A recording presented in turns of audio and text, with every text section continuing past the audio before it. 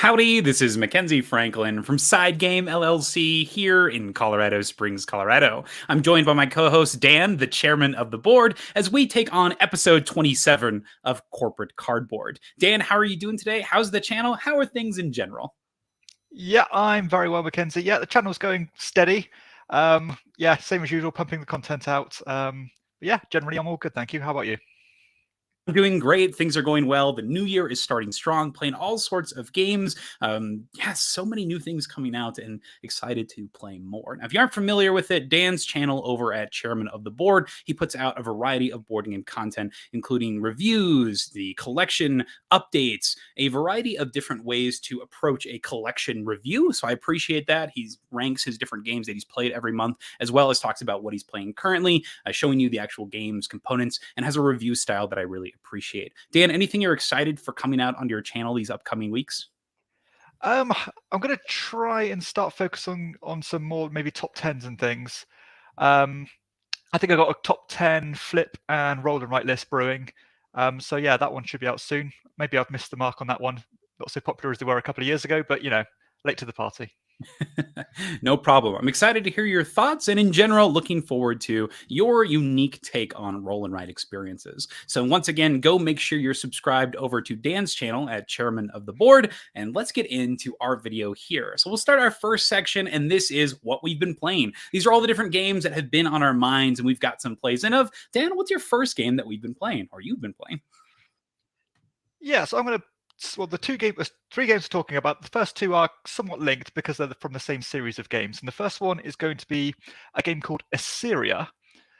This game I didn't really know much about. I only bought it because of the publisher, because I had such a good track record of playing their previous designs. This is a really weird game, actually. And no, I say that, quite making a unique design or playing unique games is quite rare nowadays. But this one, you are basically drafting these cards, which are resources, but the better cards with resources go later in the line, meaning that if you take the better cards, you are going to have worse initiative order. And that's a big deal in this game. And what you're trying to do with these resources is that you're trying to get presence on this map. And the presence on the map is either going to give you points.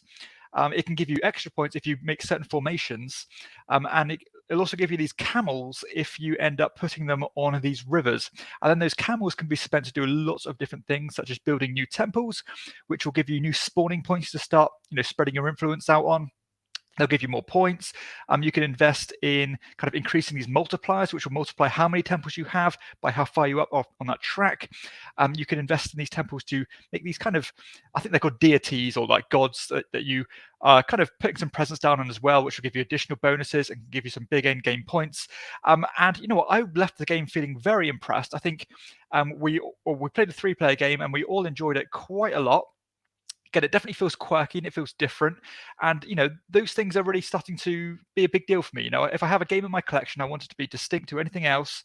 And this one certainly feels distinct. And I enjoyed it a hell of a lot. It's very balanced, loads of different ways to, to paths to follow if you want to get the points. So you're not restricted to do the same thing again and again. And just nice, crunchy decisions from start to finish. So yeah, I really enjoyed this one. And I do recommend it quite a lot. And I can see it even climbing further than I think of it now because I think there's some richness here. So yeah, so that's Assyria. Have you heard of this one, or is it as new to you as it was to me? You put up that video that just had like 3 random games that nobody knows about, and that cracked me up because I was like, what is this video? It was hilarious. So the fact that this is one that you're so impressed by is pretty awesome to me. Now, you said that it was pretty quirky in its resource gathering with the different cards. What other things makes it stand out? Well, I say it's quirky because the resources aren't resources, and in order to keep stuff on the board, because you're putting your huts out, you need to keep on paying those resources again and again. So it's not like once you've got presence on the board, you need to keep it on the board. And you can also be pretty savvy about how you play these resources, because if you have presence on the board and you have the matching resource, then you need to spend it. But what you can end up doing is you can collect resources that you don't have presence on and can tie it over to the next round, meaning that you can have a big, strong next turn.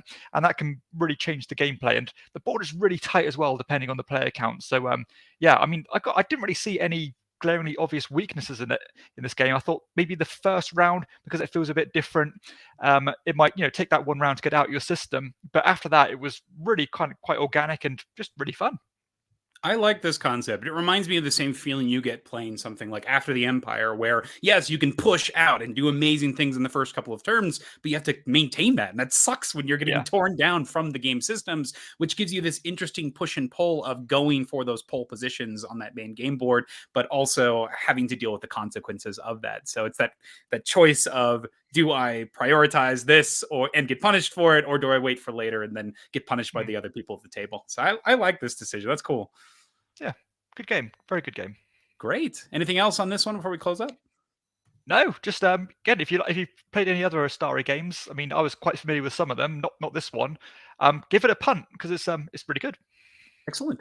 Now, staying with the A game trends, my first game that we're talking about is Atiwa. This is the latest Uwe Rosenberg game that's set in Ghana, as you are trying to cultivate your farm, but using the symbiotic relationship with fruit bats. So in Atiwa, you are going to be playing in rounds, and in each round you'll have 3 workers that you send out onto a main game board, and then those workers are going to generate you different resources, collect new areas where you can plant those things, and then also allow you to put different settlements on the board.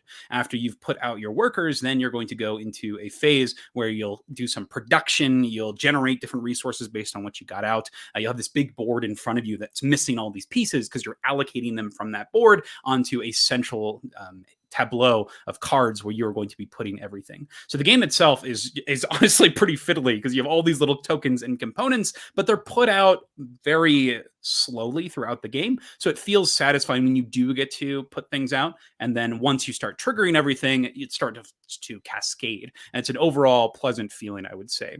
Now, there's some positives in this game, and that has to do with the action importance. Every time you take an action on the main game board, it's a small thing. You're taking maybe a single tree and putting a single plant on it, or getting a single card and putting it out. But since you are constantly compiling these actions and you're doing that resource production at the end of every round, this starts to cascade, meaning that your first action is just as important as your last action. And I love that in games where every decision matters, but it's not this crippling, punishing thing that's going to push you out of the game. So I appreciate that a lot. And the next thing is that breeding phase. Every round, you're going to look at your board, and it's super clean in how it works. Take a look at the top here. You've got this section that has all these numbers that are lifted underneath these tokens, and you'll start from top to bottom. If you have a bunch of these farm animals, their manure helps you plant trees, and then based on your trees, the number of trees is going to allow you to grow fruit, and then based on the fruit, that's going to attract the bats. And then you now have to, with all of these resources you've accumulated, feed your population, but based on the goats that you've taken off, you have milk and other products that you can use to feed them. So there's a relationship between everything, and the order matters, and it's clean and clever, and I appreciate that a lot. The one thing that this game, though, I think is lacking is variability. One of the ways that it tries to increase its variability are the different cards that you're taking. You can see on the bottom here, there are those land cards, and each of them has their own way of collecting and holding resources. Whenever you generate a resource, it has to go onto an open land space, and you're at the mercy of the game based on the cards that you're able to take. So the game board itself will have a lot of these cards that you can build. There's also these towns and villages that are always available, and you can always purchase them by paying gold, and that allows you to actually build more settlements, which is a main way of getting points in the game.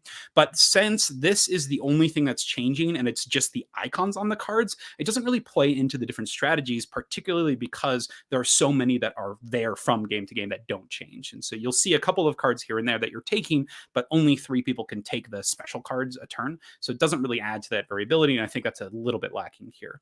Next thing is it has a little bit of limited systems in the case of the worker placement spots. Most of the spots here all work the exact same way. They're just generating you a few resources. You'll have one that generates you maybe a bat and a cow, one that gets you gold, or you can pay a gold to do something. There are 2 special spots where you're able to, based on the number of cards you've collected, get additional bonuses. Those are pretty high priority spots. But other than that, nothing really is out of the ordinary or super intriguing on the worker placement itself. There is a sliding mechanism that ties in that variability piece. You can see on the top here, this is actually the round markers, and those tiles will slide. And that means that you'll have different combinations of actions based on how they're shuffled at the beginning, but I don't think they're variable enough. There's going going to be some pairings that are obviously stronger than others, but overall, I think that it's going to give you generally the same experience in Atiwa every time that you play, particularly in the competitive mode. They do try to touch on this in the solo experience, where they have these solo challenges where they're like, okay, get a bunch of bats this time. That's your goal, is to get 100 bats.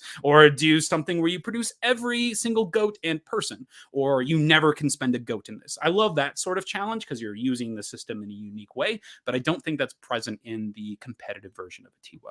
Overall, I think this is a cool design. It's satisfying to play, but I don't think it's going to be one that I come back to as much as something like Hallertau or A Feast for Odin or Caverna, just because of that lack of variability that I think makes Uwe games so excellent. So that's Atiwa, my thoughts there. Have you gotten a chance to play this one? I know you're not the biggest Uwe fan in general, so is this one that you're even seeking out to play? I would play it. I mean, I'm not going to go and seek it out.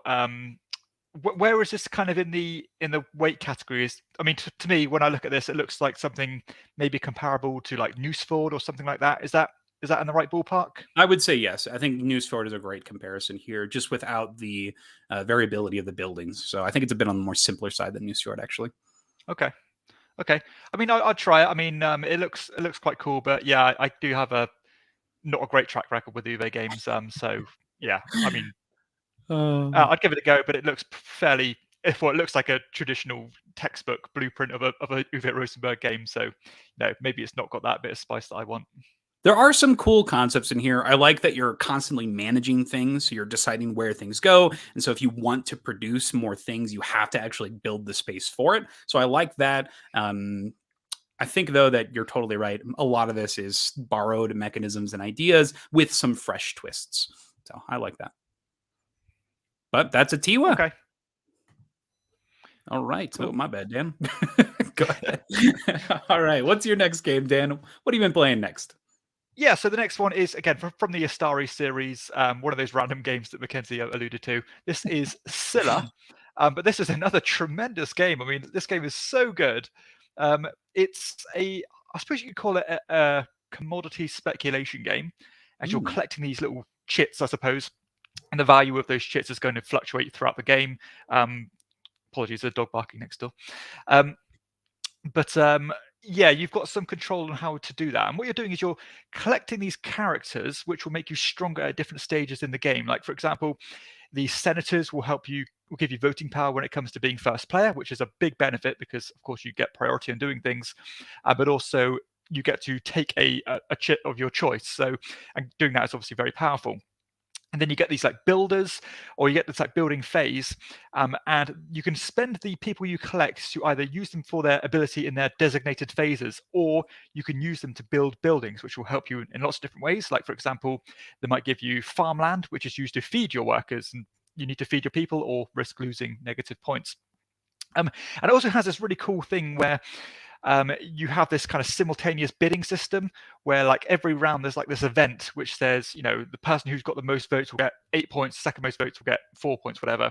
But everybody is blind bidding like a positive vote or a downwards vote. And if you've voted upwards and you've given the most tokens, you'll get the most points. Or you can vote down and get like a more of a fixed amount of points without having to compare that against the other players. And then after that, you've got this kind of communal threat that's going to work against you. And you need to try and kind of contribute things towards fighting those threats off. And those can hit you in lots of different ways. Like, some might say, these particular tokens are going to go down in value. And of course, if you've collected loads of those, that's not going to be great.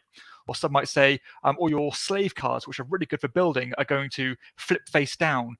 And of course, if you've got slave cards, you don't want that to happen.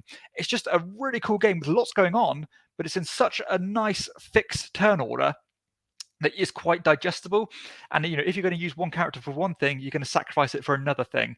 And it plays in about 75 minutes. Again, loads of unique mechanisms that harmonize with each other really well. So yeah, I'm massively impressed with Sylla.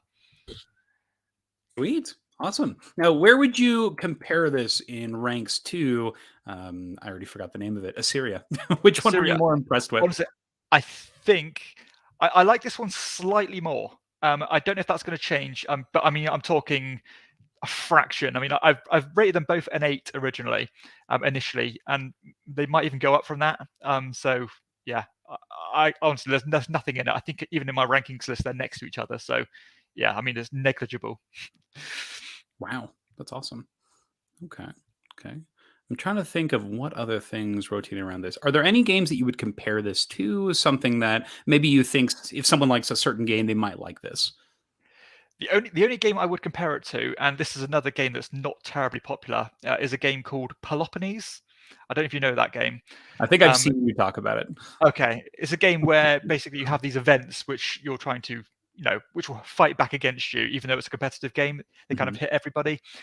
It's got that factor to it. It's got that kind of vibe, I suppose, where the game is, is punishing in a way. So I suppose that's the closest comparison I could make to it. Gotcha. Anything else to add before we close out this one? No, just this series of games is fantastic. Honestly, they're so good. Wow. Okay.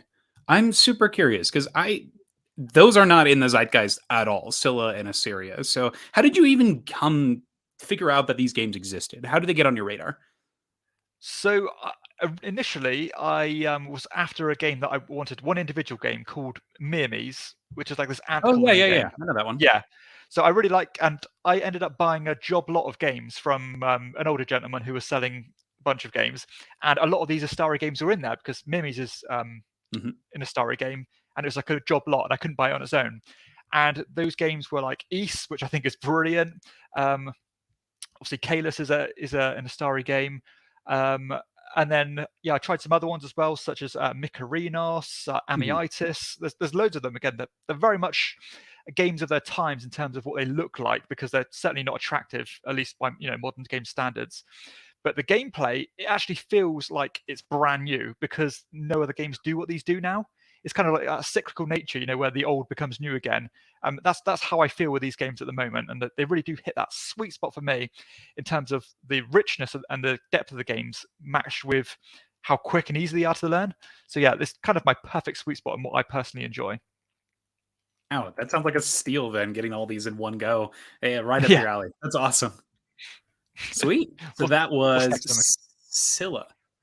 We have a quick question from Michael here in our comment section asking about, I believe this is asking about Atiwa, saying that I'll probably play it mostly solo. How is the solo? I think the solo is actually my favorite way to play Atiwa because it has those unique solo challenges. So it's going to have you from turn one approaching the game in a different way and trying to sort of work the systems in unique, interesting ways. So I think that if you're playing this for solo, I think this is actually a good pick for that. I don't know how often I'm going to play it with multiplayer because I will ask to play something like Caverna, because I think that the worker placement fighting is a bit more interesting with the accumulating resources.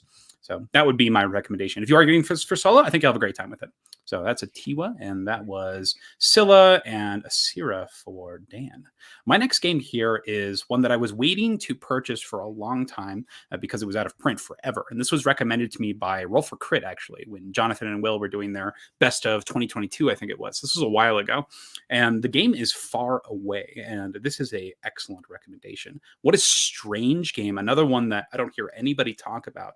And I think it's because of the availability, and also this publisher is pretty not well known. This game here, have you heard of this, Dan? Far Away? No, completely new to me. So Cherry Picked Games. The gameplay is, the name is actually part of the gameplay, where you are a pair of astronauts who have found your way onto a planet, and you are going to be playing far away from each other. When you are on the same tile in this game, you can communicate, you can share things, you can talk about what you're planning on, but your communication system does not work very well on this planet. So as soon as you leave your tile, you cannot communicate with the other person that you're sitting there with. So this game is built for 2 players. So you'll start moving, trying to complete some objective that's listed on your area.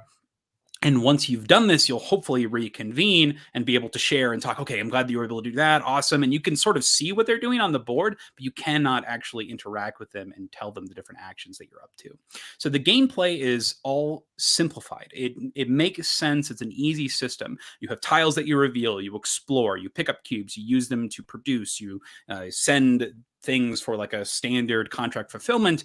And that's the core framework of the game. And that's one of the biggest positives that I have for it, is that you have that simple framework, but it's also could be a negative for some people, because this means that the scenarios are going to be being the more complex things. The game itself has 8 or I guess 9 different scenarios with a tutorial. And every time you play one, it's going to change up the rules. So that's something you got to be aware of. If you don't like games where it doesn't have one core rule set, the scenarios here are going to be changing things pretty drastically. But the scenarios are super cool. You'll have that simple core framework with these new objectives, and they're going to be pushing you to explore and communicate in different ways. Now, after you get through that, then you have to go through the limited communication, which I think is so much fun that it's thematic like that. But you'll also have this health. There's like a bunch of different ways to lose, and one of the ways that you can lose is by getting hungry or getting lonely. And most of the actions that you do are going to produce hunger because you're getting tired from moving stuff, or if you're away from your partner for too long, then you get really sad and you want to go see them. So at certain points you want to meet up because you get to cure all your loneliness just by talking. One of my favorite mechanisms in this game is you go up to your friend and you say, "Hey, is everything okay?" And that heals all of their loneliness just by talking to them. That cracks me up. So I think that's so much fun that just is a thing. But the other super interesting thing about this game is the AI system. The characters that you interact with, these new aliens that you're finding, are actually built upon a RPG system where you're going to be role playing the different animals that interact and inhabit the planet. This is such a crazy concept to me, but it's one of the coolest things I've ever seen in a game. And it's so unique where when you reveal and you find an enemy, you reveal a card and the enemy doesn't actually have rules on how you use it or activate it. At the end of every round, all of the aliens will work and you'll look at a card and you'll alternate between players and the player determines how that character is going to work. They get a single move and they get a single action. And this sounds sort of weird because it seems so freeform and rigid, but there are guides to help you sort of role play what this action should be. So let's look at this character. It's a parasite that creeps up on slow or stationary prey.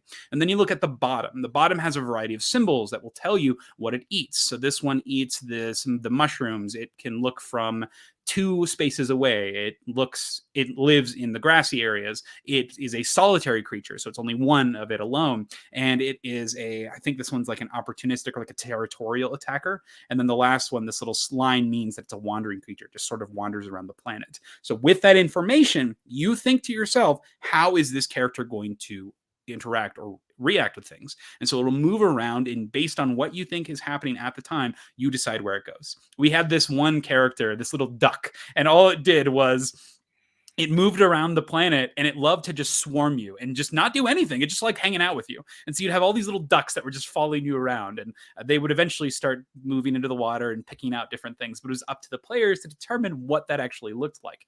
It was so fun to just see this planet, and you're doing this role playing, you are moving around the planet. And I think it's brilliant because a lot of times these games with these huge, complicated AIs interaction have a tough time simulating the actual ways that a creature would move without having a whole bunch of rules overhead and being like, okay, if this happens, then you got to do this. It's going to move 5 spaces, and then it's going to do this thing. And if you do this, so there's this huge flow chart that you have to follow. This game's just like, look at the creature, and if you think it does that, it probably does that. Like, you're in its home, it's probably going to attack you. Oh, it eats food, and you're standing on its food.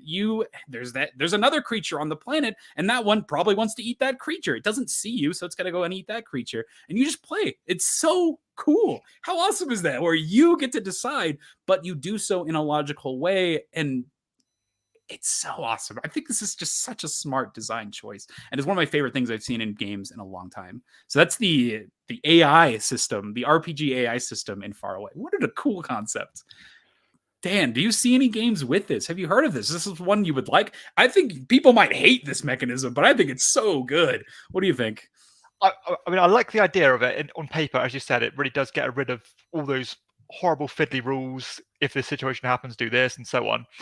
But surely, wouldn't you just do the most optimal thing for you as the players each time? Or am I missing something? So the game encourages you to not do that. You're supposed to take it from an RPG style where you are thinking about how the creature would react based on the situation, not what's the best for the players. And if there is a character like this there's the duck guy that I was talking about. He's not going to attack you. He's a little duck. What's he doing? He eats plants. He's not going to go for you. And he is curious and social. He loves to be around you. There's no way this guy is going to do damage to you unless maybe you start to punch it. And then maybe it'll start being really angry at you. So it depends on you. For us, yeah, you could do that, but I think it would sort of be not in the spirit of the game, because the game is about entering this planet. And there's a cool little set of rules that they tell you. They're not rules, they're like guidelines on how to interact with the planet. You're supposed to be like, okay, this planet was here before you got there, so you just got to think about that. these creatures don't know who you are. These creatures have lives aside from you, so they're still going to do their own thing if they don't see you, and they have predetermined roles in the society that they're in. So you can totally game it if you want, but I think that would sort of ruin the experience. And I think that's where the RPG comes in, where yes, you could do that, and if that's the kind of game you want, go for it. But I don't think this is sort of a min-maxing experience, in my opinion. Yeah, that's what I was thinking, really. I think if it's played in the right spirit, then I completely get it. Yeah. God, what a great game. This is so cool. I want to play more of this now. And this is a perfect couples game, I think. You're just sitting there with your partner and you are interacting. You're building this world together, but also you have objectives that are propelling you to do something, and you are coordinating and working together and having these moments of, hey, let's do this. And then you let that person do that thing and you do your thing that you talked about. I think that's so cool. It's so awesome. What an awesome game. I said I'd never heard of it. So yeah, it's nice to hear something different. I want to play more. Amazing game. So that's Far Away. One of my favorites so far from this year. Brilliant. Okay, my final one is a game I think we even talked about it on Corporate Cardboard last time. I'm not sure. This is Woodcraft, which is the latest Vladimir Suki design, co-design this time. I won't go on too much about it because I'm sure you guys know about it. But this is a kind of a contract fulfillment game with dice, with a really cool action selection system. Actually, I like the way that as with a lot of games, the longer you neglect actions, the better they become generally. But the twist I liked on this one with that mechanism is the fact that even if a particular action's been neglected for ages, it still means it can be good the following turn. Like normally they go right to the front of the queue or something, and this one they could actually still go to the back. So it can be good for a few turns if you take that same action to get these little bonus kind of follow-up actions. And what you're trying to do is you're trying to manipulate a bunch of dice in order to fulfill these contracts, because the resources that you need to fulfill those contracts are the actual dice. And I really like the mitigation tools in this one, as you are kind of combining dice together, you're sticking pips on, you're sawing your dice in half, and it becomes a really cool, tangible puzzle on how to use these dice as most efficiently as possible with as little wastage as you can. Trying to utilize these characters you're recruiting, trying to up your income, so each round you're getting more money and stuff like that. It's just a really nice, well-rounded Euro. I think we've talked before, Mackenzie, and maybe just in comments and stuff, that generally contract fulfillment is not terribly exciting once you've played as many games as we have. Maybe there are so many games that do it, it becomes a bit procedural. I thought this one really did a good job of making it feel different and bringing some life into that category. So, yeah, I thought it was a really solid Euro. I'm impressed.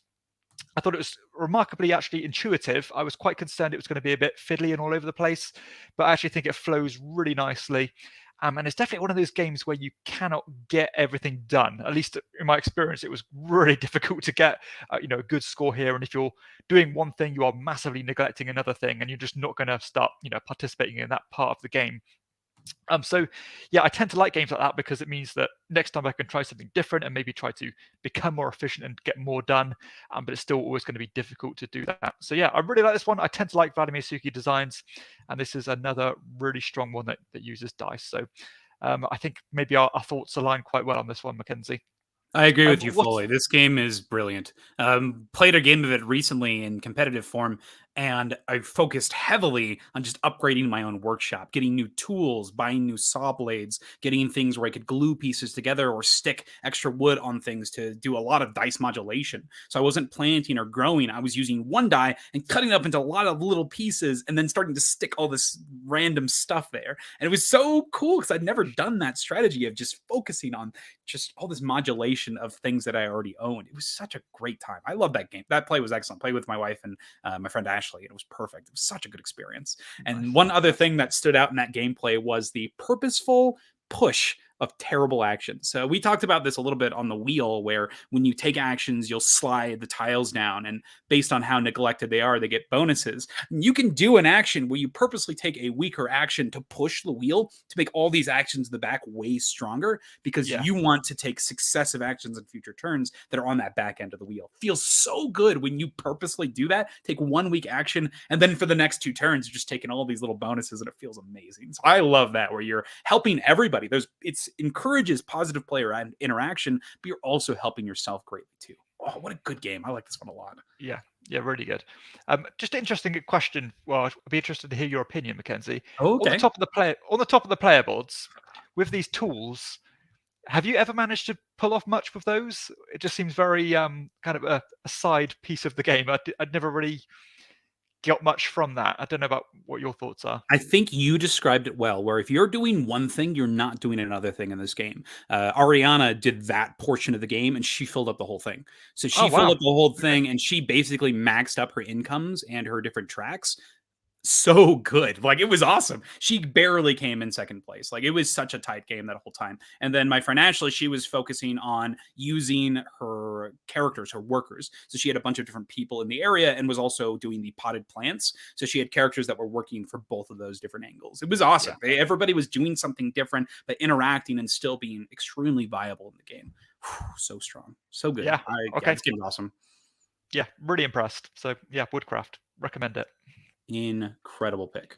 So that is Woodcraft. Got a quick comment here from Emily. Thank you so much for being here. No problem on being late. You can always watch afterwards, but happy that you're here. And yes, I'm excited that you're going to learn Atiwa. I hope you have a fun time diving into it solo, and I hope that you enjoy it. My last game for this one here is one that I was super skeptical about. I thought I was going to hate it, honestly. But I heard nothing but positive praise from a lot of people. But then, oh, that's not true, though, because I heard on the opposite side of the coin that a lot of people hated this game because of the strong story aspect. This is Lands of Galzyr. So this is a storytelling game up front. You are going to be a little furry creature in this far off distant land, and you're traveling from area to area, encountering a variety of different little stories. The game is so light on mechanisms, where you essentially are doing simple skill checks. You're taking a move action and then a story action, and that's it. That's basically all the mechanisms of the game. I guess there's items and things that you can use in skills, but that's the extent. That's all you're doing. Yet this game is so much fun. I was so surprised about how much I love this one. So Lands of Galzyr is a storytelling game. So that's the thing you need to know, that there is, if you like things like Tales of Arabian Nights, then this is going to be a game that you enjoy. There is some driving forces in the game, though, and that has to do with with the objectives and the changing world. So every time you play the game, there will be this board of different objectives that you can pick from, and you can choose any of them. You also have a starting objective that you can completely neglect, and you can carry 3 of these objectives at one time. So your different character could be trying to do a lot of different things. It's up to you. And every time an objective is taken, a new one pops out onto the board.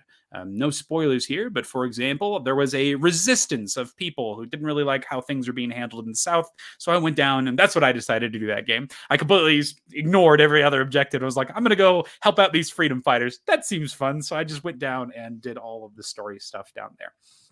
So that is the driving force, are those small objectives. So that's going to give you direction in a game that is just story focused. So I love that actually exists. And then to lean into the storytelling aspect, they have overlapping turns, where if it's my turn and I'm doing the actions, the person across from me is going to be doing the reading if you're playing a multiplayer experience. So I like that this keeps everybody engaged, where if you are playing a 2-player game, everybody is playing all the time. You are collectively storytelling.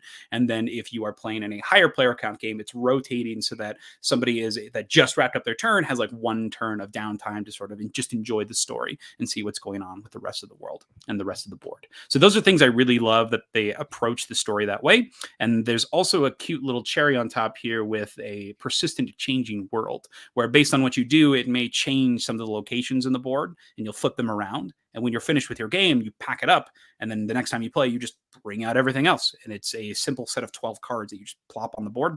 And the same thing with your characters. Whatever characters that you've decided to pick, you'll bring out all of the equipment that they've had from the different sessions. And this seemed like be a little bit of a scary thing, where maybe if you were this bird and you had all of these extra items in the next play session, you may be stronger than the others. If that's something you're worried about, they have competitive and cooperative versions. I think that maybe if you're playing the same sessions more than once, you may play a competitive version. But I'll be honest, I have not played the competitive this. I played the solo and I played the cooperative and had a great time. This is by far one of the funnest short story session games. You go around the land, crazy things happen, and the writing here is pretty insane. There's like some gut-wrenching stuff in this. I was really surprised at how dark this story could get at certain moments. If you don't want to watch this, I'm gonna spoil something for you. I don't even know if you'll ever see it, even if you play this game, but it's like a random event that can occur in a specific spot. I don't think it's gonna happen to you. And you have to fail. You have to fail dramatically as well, which is what I did. So I was out in the mountains. It was snowy. During the game, it was January. And so I'm out in the mountains and I get a random event that I hear somebody in the wilderness. And I hear them, they're being crushed by a rock. There's somebody that's trapped in the snow and the ice and the rocks. So I go help them. And I roll, and it's a simple skill test. You try to get the symbols that match. I was looking for I think it was strength, so like a sword or something. Rolled nothing. And I didn't have any items that would help with my reroll. So I failed. I biffed it. And the story tells me that, oh, you try your might to help, but you realize you're just not strong enough. You can't do this. You're out in the middle of the snow. You can't help. And you hear the person behind the rock, and they're saying, oh, yes, 1, 2, 3, push, 1, 2, 3, push. And you know what the story tells me I do? It says that I just start walking away. I give up. I don't tell this person that I'm getting help. I don't tell anything. Because since I'm out in the middle of the mountains, there's no chance in time that somebody will get there in time. I just walk away from this person who is dying, who thinks I'm out there helping and pushing. It was terrible. And I'm just reading this. I'm like, I'm the worst. I deserve to lose this game. I couldn't believe it. And so stuff like that can happen where you'll be having this jolly little merry adventure and then something traumatic and terrible will happen. You're just like, oh my God, who wrote this? Like, what is happening here? So it has some crazy story swings and it's so much fun. I like this game a lot. It's a storytelling game that's what it's about. It's about telling the story, and the light mechanisms and the overlapping facts of it facilitate the story. And that is so much fun to be. I think this is going to be a way that people tell stories in the future. There's an app that they use to run it where it's so simple that it's sort of like a dictionary, not a dictionary, encyclopedia sometimes, where you'll have bolded words and you can click on people to get little bios of like different characters that are in the world. And the app works super well. You've got this background music that's going to be playing as you're taking your actions. What an awesome experience. So if you don't like storytelling, you're going to hate this game. But if you enjoy that, this is one that you need to check out. That's Lands of Galzyr. Would this be a game that you think you'd enjoy, Dan? I don't know. I think I'd appreciate it, but I don't know if it would be for me. But I have heard loads of good things about it. In fact, almost unanimously good. I've not really heard anything bad on it. So, full props. I think it looks really cool. I mean, the artwork's great. Is there lots of longevity here in terms of how many hours you're going to get out of it? I think that this is going to be one that I come back to a lot, honestly. The solo mode is just so engrossing where you can put it up, play, have a fun time telling a story, and then put it away and just keep going. You could also just leave it out and just keep playing session to session. I don't know how often I'm going to do that, because if I think I'm playing big stuff like that, it'll probably be campaign games. Like, I legitimately, after I played this, and this is a great comment by Emily, this is perfect. After I played this a couple of times, I was like, ooh, how does this compare to Sleeping Gods? I just played through another campaign of Sleeping Gods. I think Sleeping Gods is still the better game for sure. Sleeping Gods is going to be the one that keeps on bringing me back. I think it's the best campaign game now that I've played it for like the 6th time. It's so good. Sleeping Gods is such a great game. But the story, I think that the impact of your choices in Sleeping Gods are more important. But I think that the writing is better in Lands of Galzyr. So I think that's where I'm at. I think that your choose your own adventure is going to feel more impactful and have real consequences in Sleeping Gods. But the story, the writing, and like where it goes to, that's not even true. The Sleeping Gods is really good. Oh. I'm going to pass on this question, Emily. I think they're both great. I think that's why I enjoy both of them so much. That's so hard. And then, yes, I just got to push again. Well, the story said I didn't. So I left someone to die. The consequences were I got like super depressed. I had this lingering effect on me where I just had to be really sad for the rest of the game. So every time I did an action, I just had to deal with it. I was just remembering my consequences. God, it was the worst. Oh, this is so sad. But I went through. It was fine. Lands of Galzyr, what a game. Awesome times. I want to play more. It's one of those things where I was just so impressed. I couldn't believe how much I enjoyed it. Nice. So that's it. Those are the games that we've been playing. We'll move on to our next section here. This is our crowdfunding picks. Dan, do you want to talk about what crowdfunding pick that we are excited for? We both had the same one this week. Yeah, which is none. So yeah, no picks for me as usual. But I am on the fence. I am on the fence with one because I'm deciding whether I'm going to back the reprint of Coal Baron, which is an older Kramer and Kiesling game. But it seems a little bit too pricey. So I'll wait and see what else you're going to get with it, or maybe wait for a second-hand copy. But yeah, I'm on the fence with it. It still might happen. Okay. How about you? Nothing for you as well? Nothing really coming out that's super exciting to me. The biggest Kickstarters that are coming up in the future are the Ascension Tactics new expansion, as well as the Elder Scrolls, but that'll be a while until that actually happens, I'm pretty sure. If you've got anything that you're excited, yeah, nice. Emily totally called it. No Coal Baron? Yeah, I thought so. Nice. She knew. Emily knew. She's got you pegged. Excellent. She's got me pegged. So yeah, nothing for me. I'm excited for when those two do drop because I already know I like the systems that they're based off of. So that gives me confidence to back them. Otherwise, I'm taking a back seat on backing a lot of things. We just did the recent look back at all of our outstanding Kickstarters and Game Found on the channel, and going through that, I was just like, oh my gosh, there's so much crap here. Like this is ridiculous. This is so many games. I couldn't believe it. I was like, this is not great for our company. So we got to reel that back. Yeah, front loading all of our stuff that we should be making content on. I don't think it's such a great idea. So I think we're going to definitely be turning it down in these next couple of years. Emily has backed Marvel United as well as Coal Baron. What do you think of Marvel United? Have you had a chance to play it? I've not played it yet, though, but a friend of mine has just bought it, so I'm sure I'll play it soon. This is one that I have played, and I was not super impressed with it. I did just play the core game of it, so that needs to be said, because I know that apparently it's really good with all of the expansions and modular things, but wasn't that gripping for me. And if I need to invest like $1,200 into like three gigantic systems, have you seen it? It's ridiculous. It's like each one, the all-in's like around $300 to $400 with the shipping is usually around there. So if you do all three of them, it's about 12, which is crazy. Wow. Insane. It's like basically like a kid's game, isn't it? It is very light. I don't know if I would even categorize it as a kid's game, honestly. It's super light, but you still have to do reading. There's like different symbology and different effects. There's a lot of little things going on because it's like a circular board that you're interacting on. I thought it was fine. I don't think it's going to be one that I ever asked to play personally. Yeah, maybe with the expansions I'll try it, but yeah, no, I don't really know. I don't really know what to add to that. I wish they would come up with a storage solution. Honestly, Emily, I'm surprised they haven't, seen as they have so much content. That's insane. And there's your answer. It's light, but getting more complex with each campaign. That makes sense. One of the new things they added in this one was they added items. So that way, when you actually set up your characters, you had different attachments. Before, you just had like your deck of cards, and that was your special effects. So like 2 cards in your deck that were different, that had unique text on them, something like that. But hopefully, I hope you have a great time with it, Emily. If it's one you enjoy, there's a reason you're backing it. So I'm glad that it's hitting that market. So that's it. That's our crowdfunding picks. Now we go to one of my favorite sections in the entire stream here. This is our card and component appreciation, where Dan and I look at specific cards or components from different games and tell about why we like them so much. I'm curious to see if you're going to beat Long Pig this week. Yeah, so my one this week is a silly one. I just thought it was quite funny. I've gone for, the game is called Picture Perfect, which is a really cool game, actually. It's a very almost deduction, but it's not quite, as you're trying to take this perfect group photo, I suppose. But what you're trying to do is you're trying to manipulate this board state based on the needs of all these people. So basically, there's a bunch of random cards tucked into these wallets, and these wallets each represent a different person. But my component of the month, or whatever it is, of the episode, is the plant pots, because one of the characters in this game is a plant pot, meaning that plant pot has very specific needs and what that plant pot wants in this photograph. So I just thought it was quite funny that the plant pot might want to be stood next to the dog. God knows why.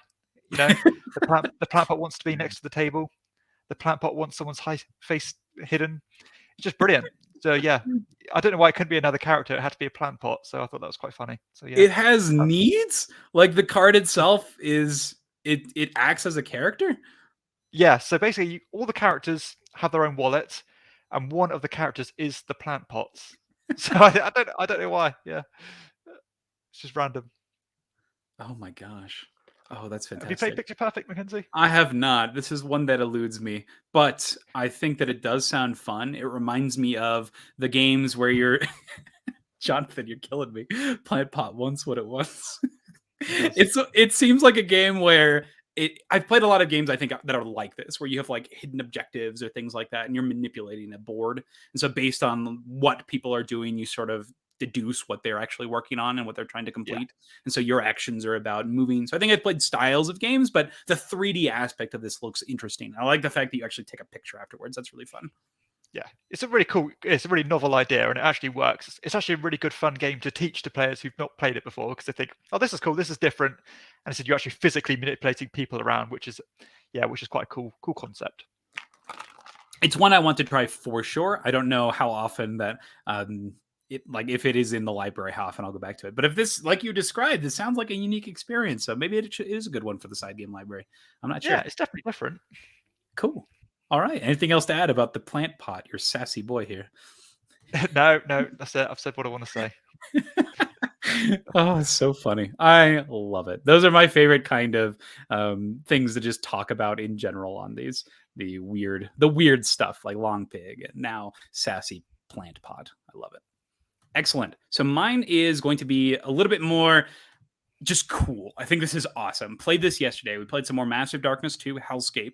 And in this one, I was playing as the Tinkerer. This is one of the Kickstarter characters where they have so many little things that make them so interesting. So I love the fact in that game where you're going through this asymmetry, and the asymmetry has the asymmetry isn't restrictive, where you don't have like a specific play style you have to go down, which I think is awesome. So there's so many options in the different asymmetric characters. And I think that's one of the biggest strengths for an asymmetric game in general. But in this case, the Tinkerers, one of their paths that you could go down, one of the upgrade paths was Exo armor.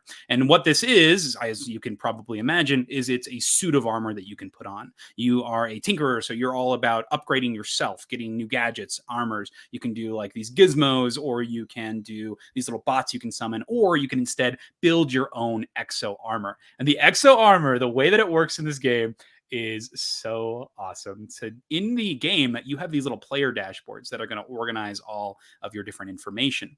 And for the Exo armor, when you unlock it, you actually take a physical piece and you put it onto your character. And those come in the forms of these giant tablets that stick onto your dashboard. So it's super satisfying once you build the thing. You actually physically put it on there. You can still see your character, their abilities, their different health stats. So they've got all these little spots that are open. So you can see that your character is like in the armor. And then when you upgrade it, you physically pull off the tile and you flip it over, and it becomes a stronger version on the other side. You also get to replace your character with the miniature that has the Exo armor, like headpiece and armor and swords, and it gives you options on the different pieces to interact with the different facets of the game. Now, this is a bit of a double-edged sword gameplay wise, because one of the coolest things about this game is you're getting items, and those items fill up those different slots. The bards are restricted to like just instruments, and I really didn't like that, because if you found an item, you couldn't use it, and it kind of sucked. But in this one, you can eat your items to do other things. In order to actually upgrade your exosuit, you got to eat different items because you're sort of crafting them and putting them together. Or some of your items on the actual exosuit, you can discard specific rarities of items to do cool things. So it gives you ways to spend your items. Reminds me a lot of Gasket from Too Many Bones, where there's a reason to actually still collect stuff, and it's not super disheartening when you get all these things and you can't use them, because you have multi-use ways of using your cards. So I love this facet of, yes, your upgrade card gives you the ability to create an exosuit armor, but the exosuit is actually put onto your game board. Such a cool concept. I like this a lot. Did you play any Massive Darkness yet? Is this one that you even on your radar to give a try? Honestly, Mackenzie, I don't know anything about this game at all. No, I've heard of it, but I've not looked into it. One bit, so I don't know anything about it. But yeah, I mean, I like the fact that your miniature actually changes to reflect what you're wearing. I also think that's one missing thing that comes with these kind of games, is that like with computer games, you want your little avatar to look like you look, and yeah, it's hard to do that in board games, I suppose, because it gets quite pricey. Oathsworn actually has miniatures like that, where every time you get a weapon, you can pull off their arm and put one in. The cons of that, though, is the miniatures are a little flimsy, and so they just don't stick well together. And so you'll like move your character, and the whole thing just falls apart. You're like, Oh, oh, no. oh, it sucks. Like that's one of my big dings on Oathsworn. Actually, is the way the miniatures are made. I just want to glue them together. Kingdom Death Monster does a cool way of doing this, where you get to build your miniatures however you want. And then as you play, you can be like, okay, I want to build a new miniature of whatever I look like right now. And then you can customize it. And it's got all the different weapons and armor. So it lasts a couple of sessions at least, which is cool. And then once you're finished, you have like a collection and you can see your progress in your journey. Like, oh, there's my early one and there's my later one. That's super cool to me. I love that. Yeah. I like that. Awesome. We've got some other comments. Emily's been playing the Reckoners and they have a pizza item card that gives you 5 wild tokens. Is this like a one-time use? Oh my gosh, that seems really good in that game because getting wild tokens is kind of bonkers. So nice. I like that. That's so powerful.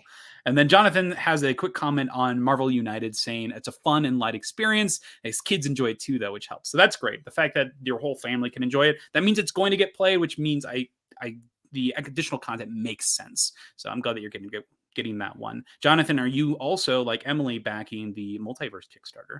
And do you have all the previous stuff? Same thing with you, Emily. Is this one that is this the 3rd edition of the Marvel United that you're getting? I'm curious how deep you are in this rabbit hole, basically. So curious what to think on that one. And that brings us to our next section. Our next section here is, Dan, you'll have to remind me. I forget. What's our next section? Let me have a look.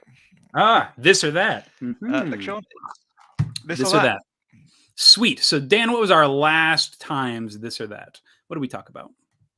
So, I believe the last one was dexterity game related. So, do you prefer flicking or stacking games? And I believe. So first, I went for stacking, and what was yours? What was your choice here? Were you stacking or were you flicking? What did you choose?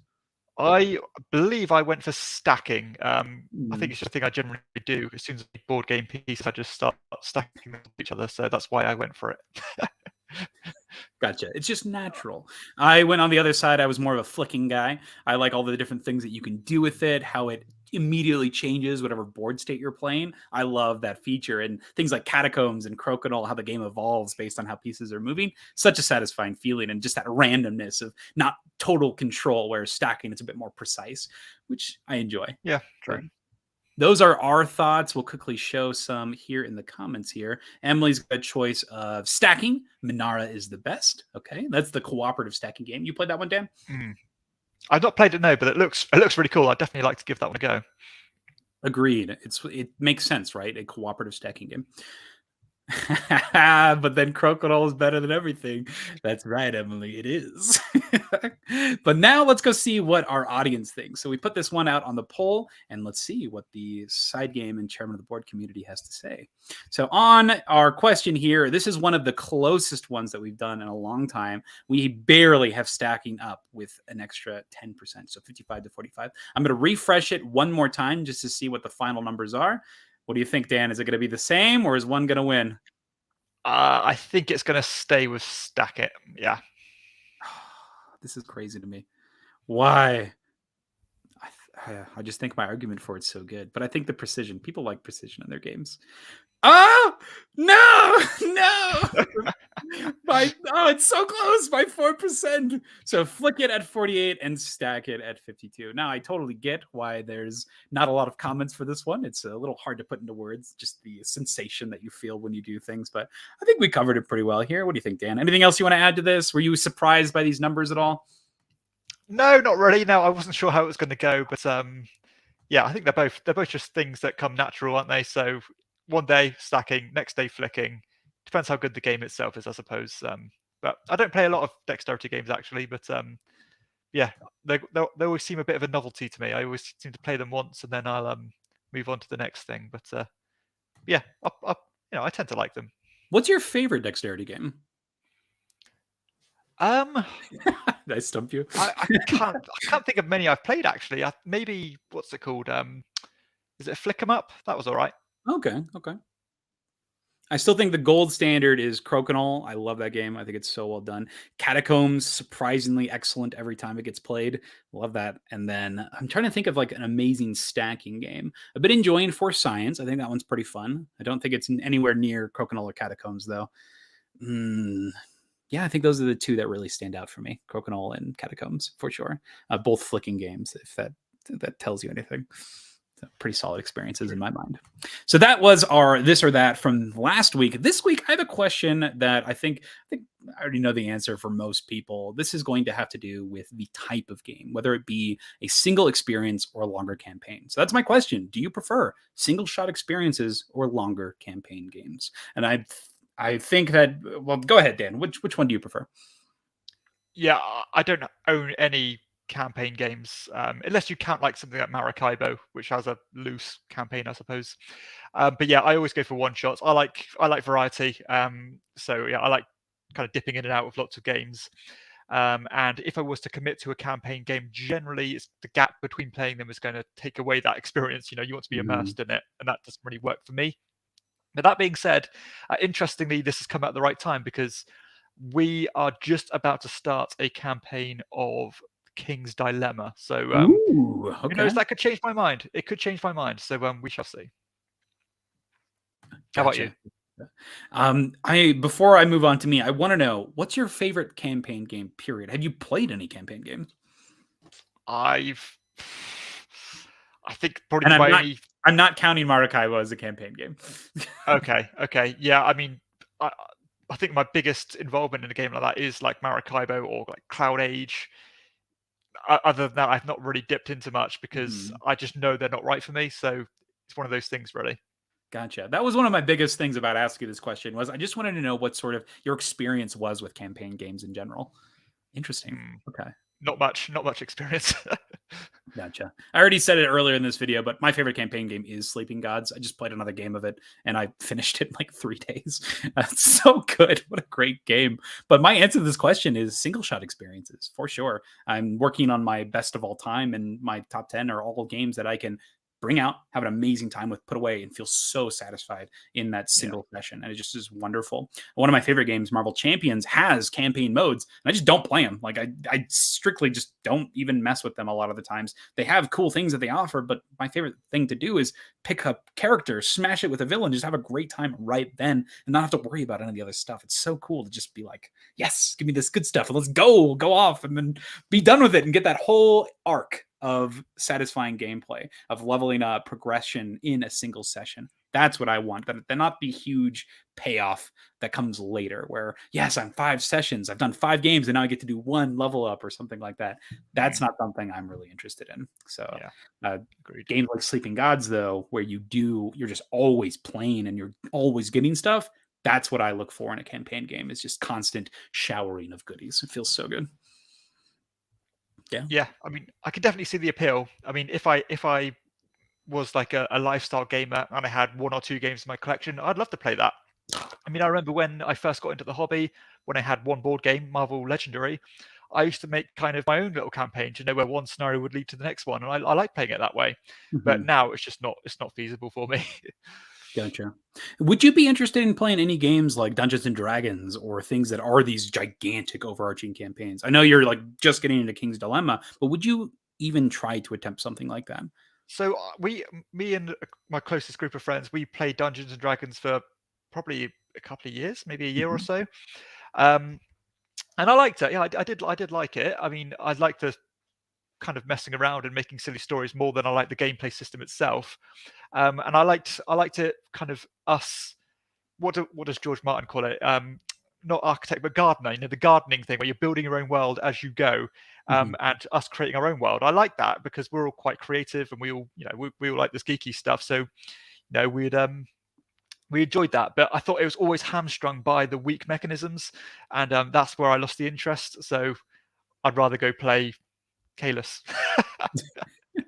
I totally understand that. That's sort of my impressions of role-playing games, actually, is you have to have like a super solid experience, and the storytelling can't be the storytelling is the biggest draw. And that's why I like playing RPG games.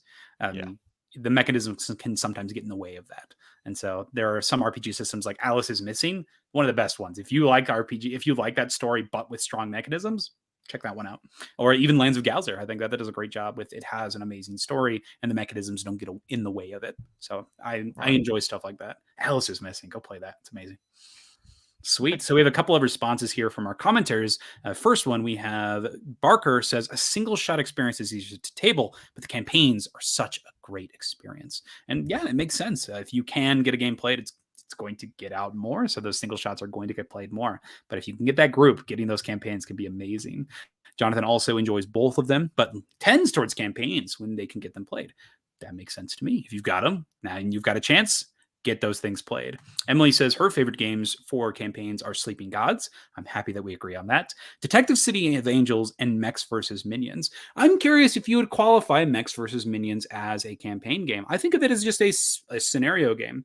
It kind of evolves. I guess it is a campaign game. I play it as a scenario-based game, though, where once we unlock something, it's just like constantly unlocked. Have you played Detective City of Angels at all, Dan?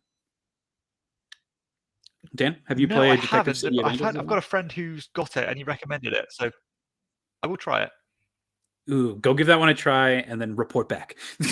I'll see you next week. Okay. And then Jonathan says Tainted Grail is my favorite, I think. I'm glad that you like that game. That is one that I had such a hard time playing through the second mission of. I enjoyed my time with the first one, the first campaign of it, but getting into the second and the third boxes of the campaigns were just so rough. I sold it off because I just was not getting it played. And then Barker says that play the Marvel Champions campaign once through just to see how it is, but afterwards we'll always just play single shots. And I think that makes sense. You want to use your content, so it'd be a shame to miss out on it. Emily also puts out that Resist is very good as a campaign. This is another one where I don't know if I qualify this as a campaign. It's got like a scenario book in the back, but those are just like single shot scenarios with just rules and restrictions. Maybe I haven't gotten far enough. Emily, if you can answer this, if you complete stuff in Resist, does that carry over to future games? Because I know maybe that's why Mechs versus Minions would be counted as a campaign, because if you unlock stuff every time you beat a mission, so that adds to the world.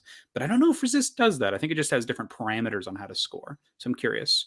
And then played the COB's Marvel Legendary campaign. That's super fun. I've actually seen those. A lot of people will create these custom campaigns for games that are only single shots so that you can have this linking, changing world. That's cool. Have you done anything like that? Well, you haven't played any campaign games, so never mind. This is a dumb question to ask you.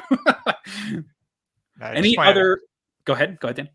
I said just my own. Yeah, I'd kind of like have a bunch of heroes. If they lost, I'd take them out and then bring new ones in and try to beat the next. Kind of go through all the different masterminds in difficulty order, I suppose. Makes sense. That's sort of what we do. Is we'll try all the new stuff with the mastermind and then just set it up with things that we actually think are going to be helpful. We just played this insane one with the who was it? It's the most recent expansion that came out. I think it was the new Wakanda stuff. I think Wakanda is the recent one. And we had to go to Piercing Energy just because like the minions were so troublesome. And Piercing Energy, you ignore all the strikes and slashes when you're playing your cards. And so you just straight up go for the victory point values. And it just made the game very trivial at that point, which was ridiculous because we were having so much trouble with it before. Get to those points where you start making these combo cards that are just way too powerful. Let's wrap this section up. Anything else to add on single shot experiences or campaign games? No, easy one for me. Yeah, always going to go for the single shot. Makes sense to me. I think I am the same way. I will play a campaign game, though, here and there. That brings us to our next section here. This is our mechanism appreciation, my other favorite one, where we're talking about something we enjoy from a game and why that mechanism just hits us so right. So, Dan, what is your mechanism for mechanism appreciation this week? Yeah, it's a simple one. From a game I've only played in the last week or so, actually. This is from Ethnos. Very simple area control style game, card driven.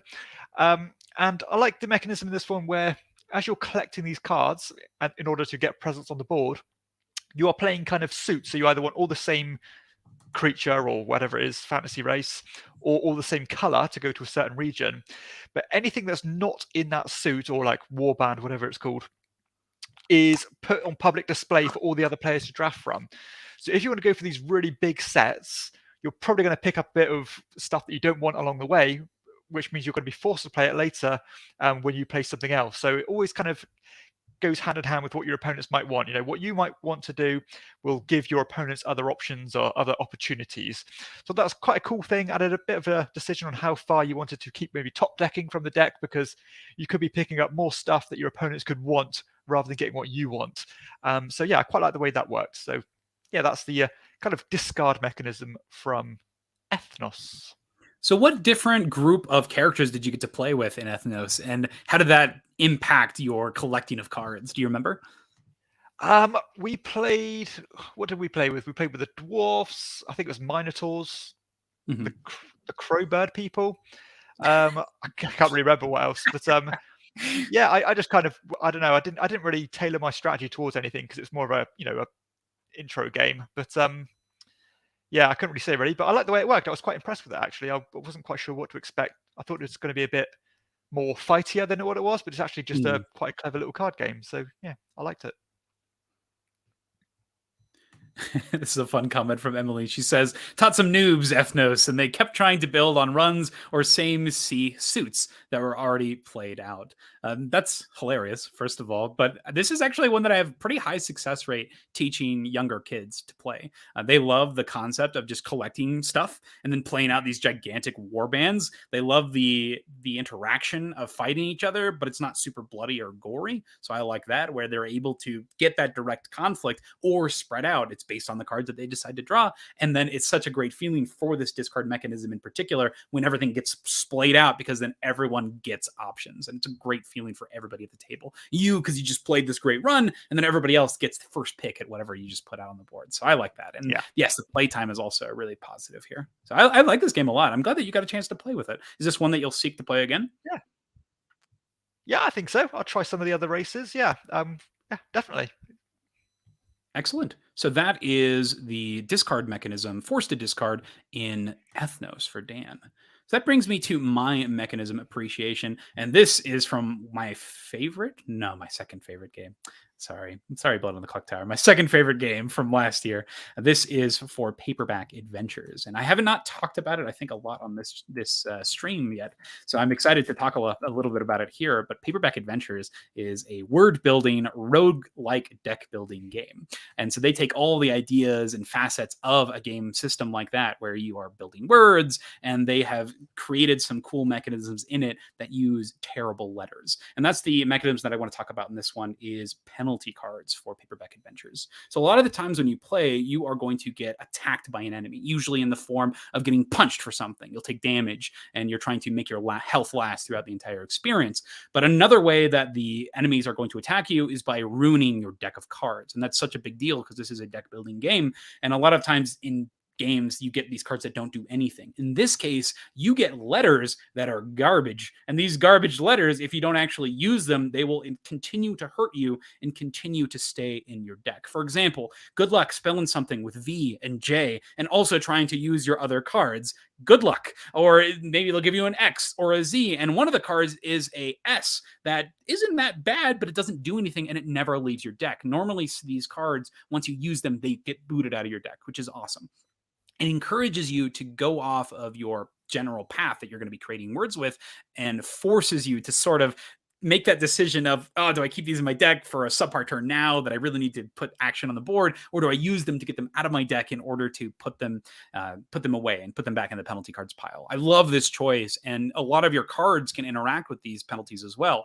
One of my recent runs, I played a game where one of my I made the game harder by every time I got a penalty card, I got an extra one. But as I was playing, I found this rubber band ball, and it's a passive effect that says for every penalty card you use in your word, you get 2 of every positive symbol. So I was like, ooh, this suddenly became the greatest thing in the world, because I was getting these terrible letters and building out these ridiculously terrible words with all these penalty cards and getting bonuses for doing so. And it felt so gratifying. So I love that the penalty system works. It makes sense in the word creation landscape, but it also can be tied into the effects of other cards like Rubber Band Ball or the enemy effects and just everything about this system. Oh, what a great game. I love Paperback Adventures.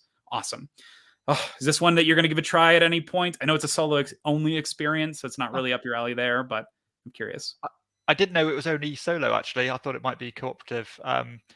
Probably not for that reason, but it's a shame because I definitely would be keen to try it because I actually quite like the original Paperback. I don't know if that's relevant or not, and I like word games in general. So yeah, if it's solo though, it's just not gonna. Yeah, I'm not gonna try it. But if it was cooperative with say 2 or 3 players, I would definitely have given it a shot.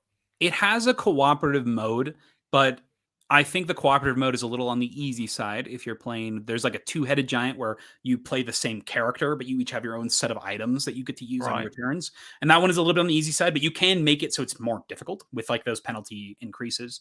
So I like that you can still do that and have a good time. That's my favorite way to play it. It's cooperatively, but there's also a cooperative mode where each player gets their own person and you're fighting. And I think that one's a little bit weirder because you're basically just sitting next to each other and playing your own solo games. So I think that one's sort of the weaker one. But the two-headed giant is interesting, but I do think that this is the best as a solo game only, personally. But, okay. Yep.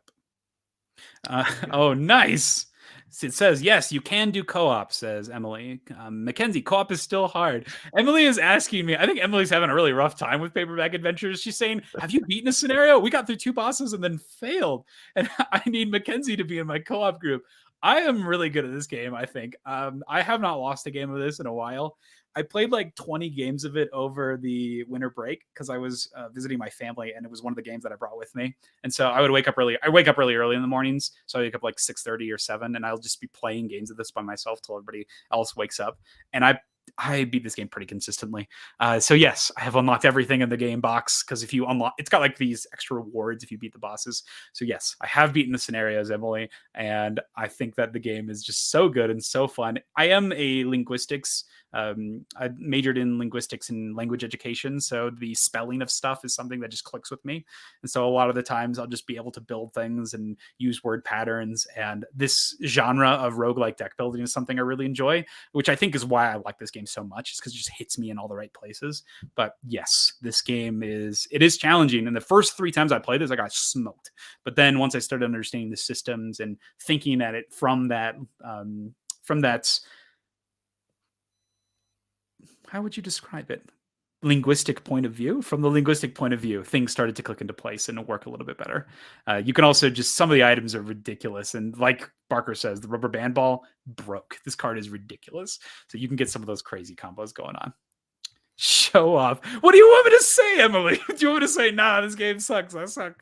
I have to tell you, I'm sorry. This is my background. This is my life. I'm a language teacher. It's what I do. But those are our mechanisms that we love. And that brings us to our last section of the day. This is the finals. What is the last section? My brain is all over the place today. This is the board game randomizer. Oh, we get to do this. Heck yes. All right. Random game time. What do you think, Dan? What are we going to see today? I'm going to say it's going to be a dice game with less than 5 owners. There we go. Dice game with less than 5 owners. I am going to say it's going to be a game that has no pictures. That's my guess. Except for the cover, of course. I think the cover will be the only picture that it has. Are you ready? Let's do it. If you have any guesses, let us know in the comments. All right. Our random game is Bulwark. It is designed by Ben Wright, publisher. No, I've lost already. It has 5 pictures. No, I don't think there are any dice either. Heroic cooperative deck building. All right. Be a heroic, valiantly coming to the aid of a stronghold as a vast army bears down on it. Use the resources of the stronghold and your own unique abilities to keep it from being overwhelmed. Build a deck of cards to play with as you go, and do your best to defeat the foes as they appear.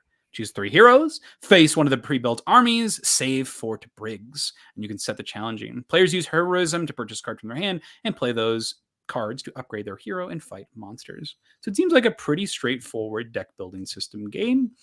Have you been playing a lot of deck building games recently, Dan? Any that stood out to you as being particularly unique or interesting? No, to be honest, the only one I played even semi-recently is the Quest for El Dorado. That's kind of the only deck builder I play, really.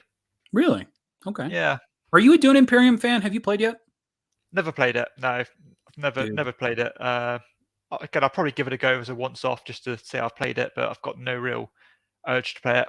I'm not really that up to scratch with Dune, to be honest, in general. Dan, that game's so good. You gotta go play Dune. We played this last week again, and it just consistently is impressive. You don't have to like Dune to like Dune Imperium. You just have to like the solid mechanisms in it. It's so strong. But it looks like Bulwark is pretty straightforward. You've got cards with actions on them. You got the costs in the corners, symbols in the bottom right corners. It looks like there's a might score. Cool. I don't know how the production went on this, but it looks like a very much a.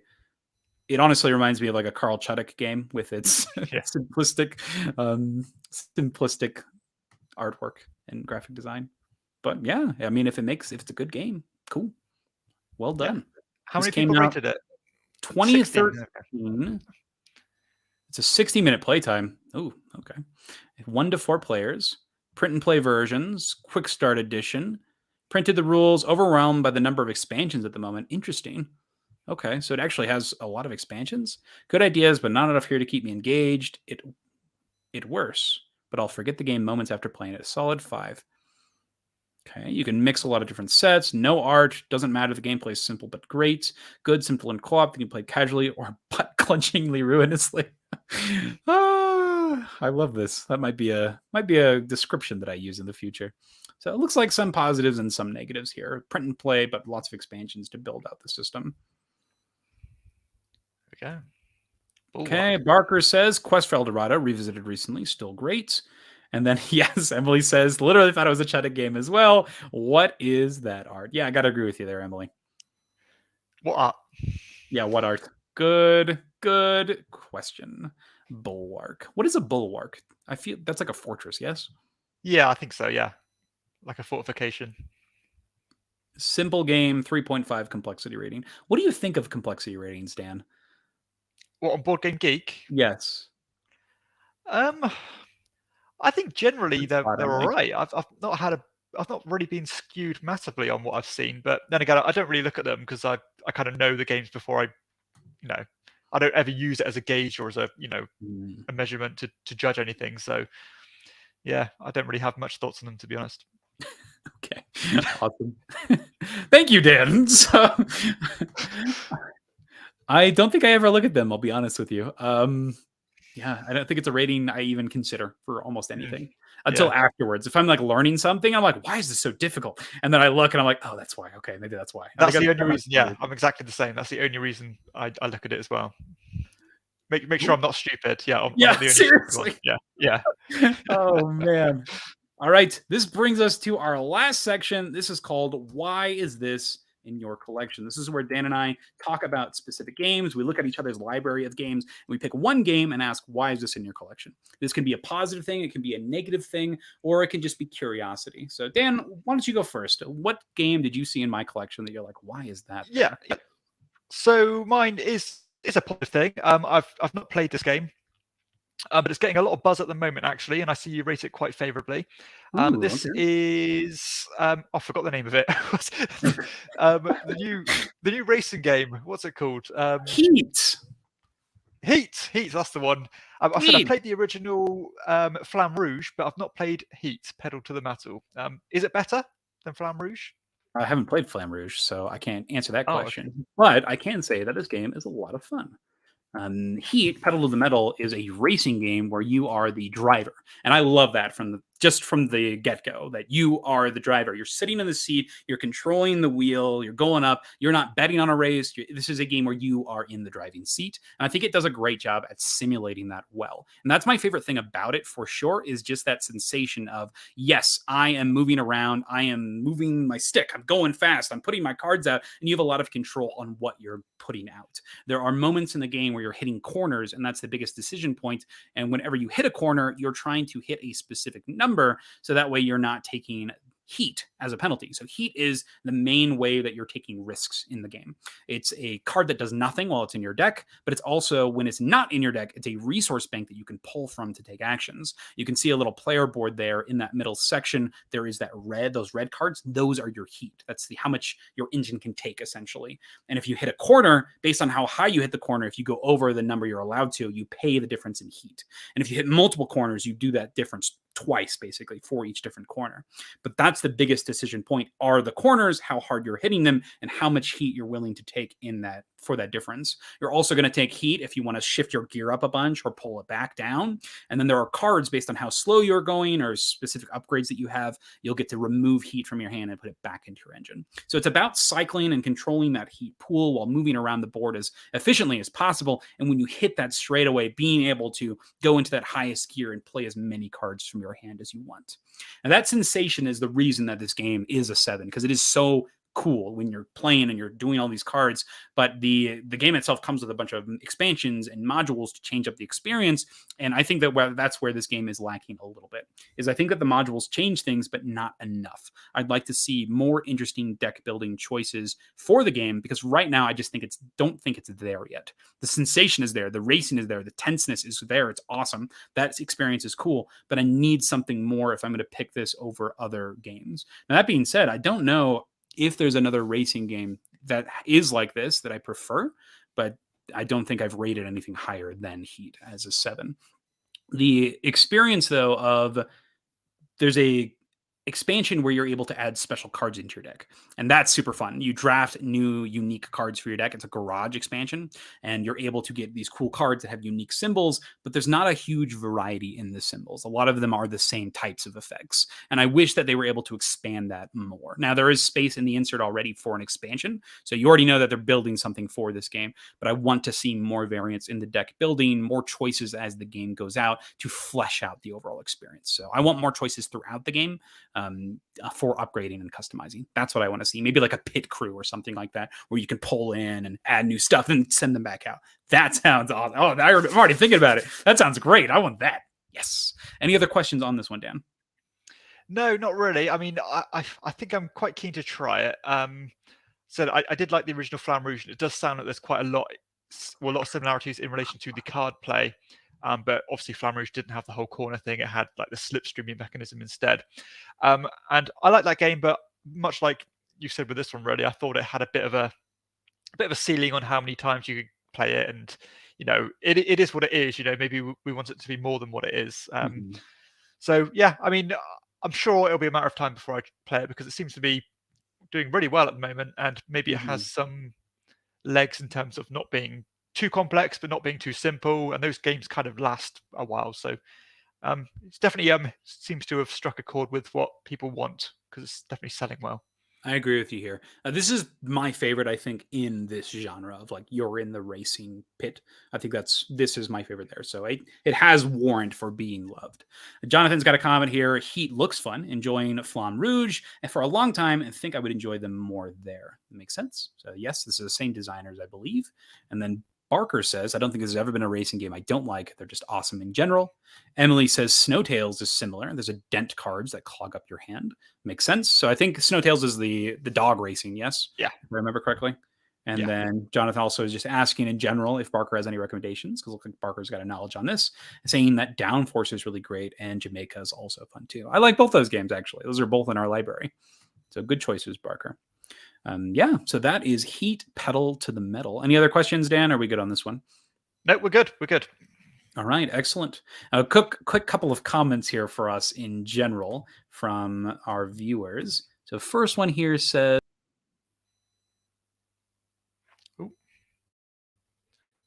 have we just lost Mackenzie? I think he might have just cancelled himself from the room. So I don't know what he's done there. I'm sure he'll be back. I'm back. Shortly. My bad, y'all. Woo. Sorry about that. I'm back. Everything okay? Can you hear me all right? Here he is. Okay. I accidentally did like on the Mac computers, if you do 2 fingers on accident, it'll take you back to your previous page. So whoops. I'm back though. All is good. Thanks for carrying the stream. Whew. There it is. All right. So Barker, he's got some comments from previous stuff. This is why I can't play Paperback Adventures. Bulwark. I've never heard that word before. I love it.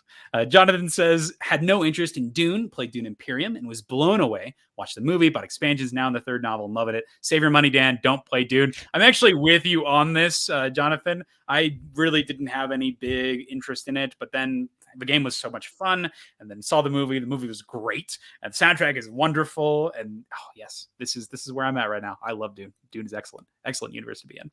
And then Emily has a little critique on your weighting scale. Dan's scale is beige, is 1 weight. Overproduced is 5 weights. Is that true? Any truth to that, Dan? Well, I don't know. Maybe. At least maybe my interest scale. Yeah, if it's the more beige it is, the more interested I've been playing it. If it's got loads of plastic and stuff, 5, no, not interested. Oh my Maybe it's an goodness. interest scale. Awesome. All right, Dan. Okay, my game for you.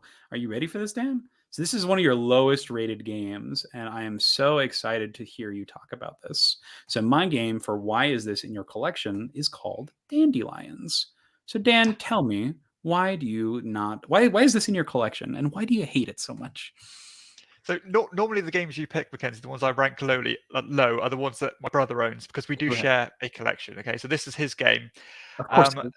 Yeah, you would yeah, tell everybody that. You would tell everybody that. I rate this game quite poorly because it's a very boring game. It's a very almost tedious game considering it's only 50. I think it's like 15 minutes long. And I think all you do is you roll a big bunch of dice, and then you're rolling this pawn around this almost like a rondelle, which shows which petal your marker goes on, and then you'll put dice there, and you're using those dice to basically control these different petals to get points. But you just spend the whole game just counting, and there really isn't much decision space here because if you land somewhere, then something will move to the next one. You've got no control. There are so many great 15-minute games, and this one is just not good at all. And I think it was a reprint of another game actually, but it's a reprint of Birth. Does not do it for me. I don't know why it just doesn't. I thought it was boring. So he's not sensitive about it. I know everyone's commenting about me, me not liking my brother's games, but I've got, I've got no personal vendetta against his games and vice versa. I'm sure he doesn't like some of the games that I like, and so yeah, we don't take these criticisms personally. That's so funny. So, any saving graces in this game at all? Like anything you enjoy from it? You rated a 3, right? Like this is a badly rated game. Yeah, I don't think it has any saving graces, to be honest. Maybe it doesn't drag on too long. 15 minutes. It feels like it's a 45-minute game, even though it's not. But at least it's not a 45-minute game that takes 3 hours. So I suppose, yeah, the saving graces. It's not too long. Oh, God, this is one of those weird nags. You're giving like a negative comment as like a positive thing. Oh, geez, Dan, you're killing me. Oh, that's so. It's funny. not good. It's not good. Wow. Okay, what would you do to improve it? Christ. Just honestly, if you want to play a game like this, just play Las Vegas Royale. It's better in every single way. Oh my gosh. Now, this is a great question from Barker. Can you name a single game of your brother's that you actually like? Yeah, loads. I love Name 3. Awkward Guests. That's my brother's game. It's a fantastic game. I like Picture Perfect. I like My Farm Shop. All right, there's loads of games. Yeah. Interesting. So what does your brother, when he buys something, what does he normally look for? Are you done talking about Dandelions? I'll just close Dandelions. Yeah, that's fine. Yeah, that's fine. To be honest, we have very similar sense of taste. Yeah, we generally like the same games, which is obviously a great thing. The reason why he would buy games that are a bit different to the ones that I would buy, because he knows that I will buy a certain type of game. He knows that if there's a new dry year out, I'm going to buy it. So therefore, he won't look at those games. He will look at something else.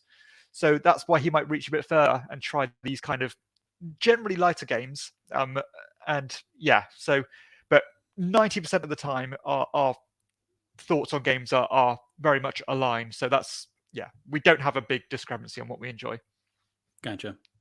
And then Emily has a comment here about board game table games in general. The only one that she has liked from them is Bites so far. I have heard of this one. It's like an anthill that has gone to a picnic and you're picking up all this little food. Have you played this one? No, I've not played it, but I am aware of it. Yeah. Mm-hmm. That's kind of where I'm at right now. Like I am aware of it. Look at these little pieces. They're so cute. Oh my gosh. Interesting. So it looks like it's got that path, maybe something like Parade, where you're traveling along this line. I like the little anthill at the end. It's pretty fun. Yeah. Cool. Do you like any of the board game tables games? I can't think what else they made. Did they make... They made QE, and with the new expansion, I like QE. I love QE. We played QE the other day, actually. I think that's a great game. And another game that my brother owns. So it's my brother's game. I've not played Commodities now. I really wish we backed that on Kickstarter, but yeah, we didn't, unfortunately. But yeah, that's a fantastic game. And right, thinking they made a game called Bear Raid. I didn't like that one Yes, at I think all. so. That Oh, was very confusing. gotcha. Yeah. But yeah, QE is a great game. The other one I played for them is On Tour. I'm not in love with that game. I rated about a 5 for the original, 6 for the new stuff. I think it's fine. It's kind of like a slow version of something like Ohanami or the game. And I think the game's Right. already pretty slow. So not a big fan of that one. Okay. But overall, I think there are a lot better roll and write games. Good production though. I think that's definitely something they've nailed is these productions of their games in general. They're beautiful. Nice little compact boxes. Did a good job. Yeah. Yeah. Sweet. So that was our last section. Okay. That is our Why Is This in Your Collection? And that is our final section of the video. So that's been episode 27 of Corporate Cardboard. Dan, are there any games that are coming up that you're excited to play? Some classics that you're getting to get played more? What things are you looking forward to in the future? Yes. So, staying on the Istari Games train, I picked up 2 more off from their catalog. So, Olympos and Spirium. So, hopefully, the positive record continues, and I'll get them played relatively soon. What about yourself? How big is the Istari library? How many games have they published? Do they still I've pretty play? much played them all now. Yeah, not that much more. No, I've pretty much played them all now. Oh my gosh, amazing. Super cool. So the things I'm looking forward to play. We got in a review copy of a game. It's called Zabirius is what I think it's called. I'm pretty skeptical about this one though. It's supposed to be an excellent introductory game, a good learning game. It says on the front of it it's like one of the best learning games out there. I'm curious if that's just marketing. So we'll see. It seems very straightforward on what it's done. I don't know if it has actual any recommendations or clout. So we'll see. I think I was offered this one. Oh, yeah? I refused it. Yeah. You refused it. Oh, geez. Yeah. It sounds fine to me. Like if it's a cool little skirmish game, cool. I'm down with it. Like that sounds great. And the packaging is interesting. Like everything's in one box. You open it up and everything's just right there. Okay, you did get offered that one. So I did get offered it. Yeah. I hope it's good. Like if it's good, then great. That can be a game that we get played, and if it's great with kids, then perfect. That'll work fine in our library.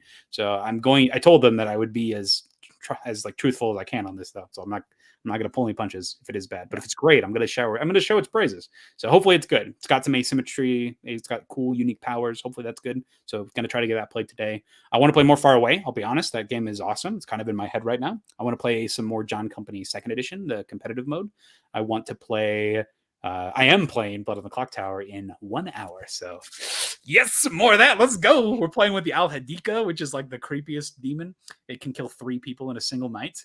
But before they die, everybody that gets chosen, they're told they're chosen. And then they have to give a thumbs up or a thumbs down. If they thumbs up, they live. If they thumbs down, they die. But if everybody thumbs up, they all die. So it's this great choice between the players who get picked, and they can't discuss this. So they just have to give a thumbs up and decide if they want to sacrifice. We played with this another day.